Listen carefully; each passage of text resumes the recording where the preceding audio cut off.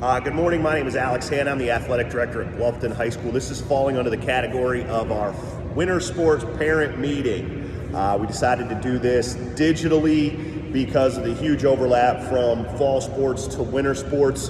We just had trouble finding an open date where we could get everybody together, so we're going to do this digitally. Girls basketball is scheduled to begin this Friday, October 22nd, but most likely won't start until, they won't officially practice until October 25th. Garmatter is our varsity coach, high school coach.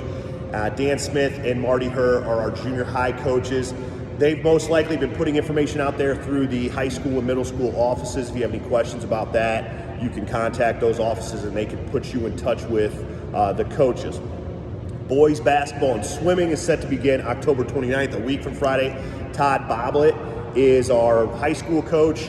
Chris Ackerman and Chad Osborne are our junior high coaches. Rachel Diller is our high school swim coach. Again, those coaches have been communicating through the high school and middle school offices. If you have any questions about that, feel free to contact the offices. Hopefully they can put you in touch with those coaches and you can get any questions answered. Cheerleading, there's a huge overlap, obviously, from fall to winter. Those coaches will be in touch about when they're going to actually start practice for the winter sports. Again, fall cheerleading is still going on for our high school teams. Chase Koontz is our high school coach, and Emily Swisher, junior high coaches. Again, those coaches will be in touch with the athletes. Wrestling will begin November 12th. That is a little bit of ways from now. Travis Kleman is our high school coach, and Jeff Richards will be our junior high coaches. Now, with this huge overlap, there's a misconception out there that we have a policy that athletes get a week off or guaranteed a week off from the fall sports to the winter sports. That is not the case. It's at the coach's discretion as to when kids need to be there, so keep that in mind.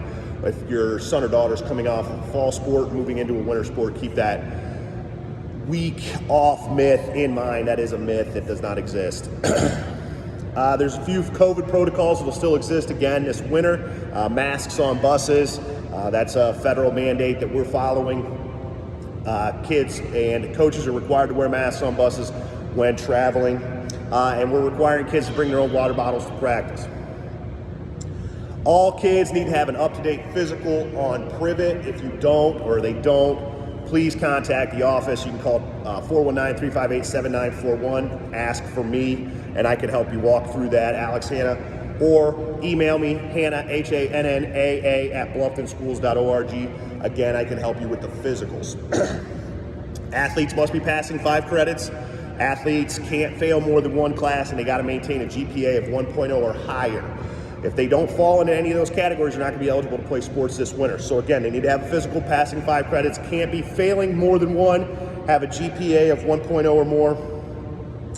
If kids are absent, if they're sick, or anything along those lines, they should communicate with their communicate with their coaches, but they can't be at practice that day. Now, appointments, that's a different story. Kids can still come to school after an appointment and still practice or play that night, and funerals or something along those lines, kids are still able to participate, but that just requires some communication with the coach and the main offices.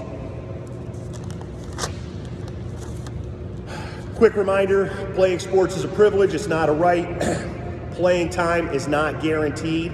If your son or daughter is struggling with their playing time or has questions about their playing time, encourage them to speak directly to the coach. Again, nothing works unless you do, so coaches want to help. If kids are struggling, have them go and talk to the coach. That's only going to help. Coaches aren't going to punish kids for talking, for kids reaching out and asking for help. We say this at every meeting. How do you spell love? T-I-M-E. Coaches are putting their time and effort into helping your athlete and get better. They want to see them improve. Have the athletes talk directly to the coaches. Again, nothing works unless you do. If kids aren't willing to work, it's going to be tough. If they haven't worked, it's going to be tough. So encourage them to communicate directly with the coaches. Tough conversations are good, especially in this setting. It's only going to help them down the line. I'm talking about in adulthood and down the line for the rest of their lives. A few things I want you to keep in mind. Officials are not evil. We are struggling to get officials. There's not a lot of officials out there.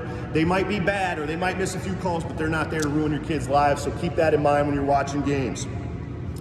Members of our Board of Education, our principals, our superintendent, myself, we are not puppet masters. We are not out here making coaches do whatever we want them to do. Coaches have their own minds and their own ideas and their own strategies.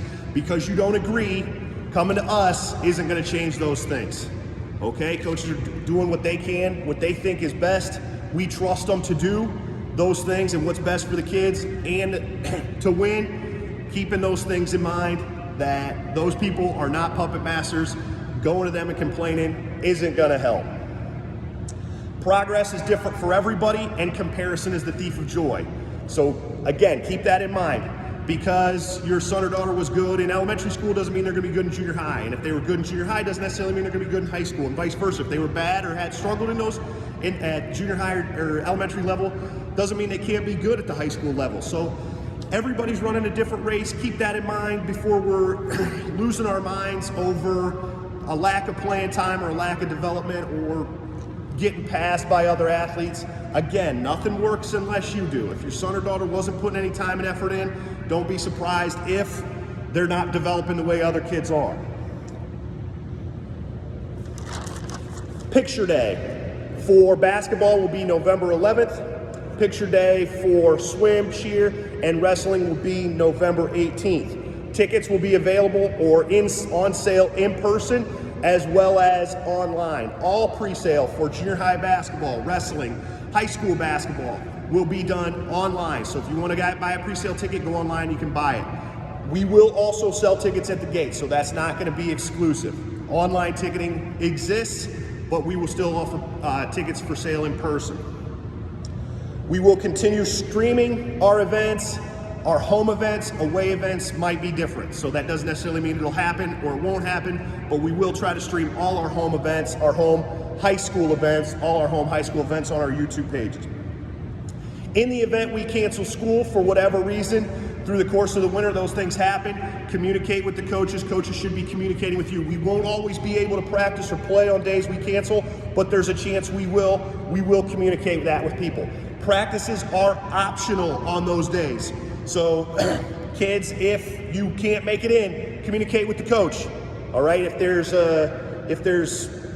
too much snow on your particular road or you just don't feel safe driving in, communicate with the coach. Tell them I'm not going to be able to make it today. They can't and won't punish you for not making it to school or practice on a cancellation day. If you have any questions, feel free to email me, Alex Hanna, HANNAA @blufftonschools.org, or call 419-358-7941.